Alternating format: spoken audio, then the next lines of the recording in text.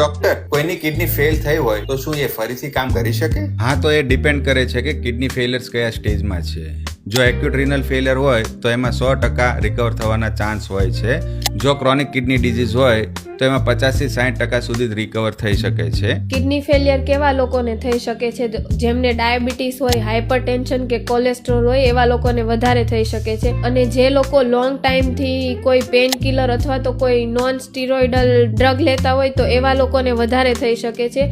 અને kidney failure hereditary પણ તમને આવી શકે છે. કિડની ફેલિયર્સ વાળા દર્દીઓએ ડાયટમાં સોડિયમ, પોટેશિયમ, પ્રોટીન અને ફોસ્ફરસ ઓછી માત્રામાં લેવું જોઈએ અથવા તો એમને એવોઇડ કરવું જોઈએ. અને સાથે salt, banana, spinach, tomato, avocado, dry fruits જેવા કે ડેટ્સ અથવા તો એપ્રિકોટ્સ, કોઈ પણ ડેરી પ્રોડક્ટ, સ્પેશિયલી મિલ્ક જે તમારે એવોઇડ કરવા જોઈએ. ઇન ફ્યુચર કિડની ડિઝીઝથી બચવું હોય તો પૂરતા પ્રમાણમાં ઊંઘ લો અને જરૂર હોય એટલું જ પાણી પીવો. જો વધારે પડતું પણ પાણી પીવામાં આવે તો પણ કિડનીને લોડ પડતો હોય છે. અને ડાયટમાં cabbage, red capsicum, sweet potato, berries અને ગાર્લિક લઈ શકાય.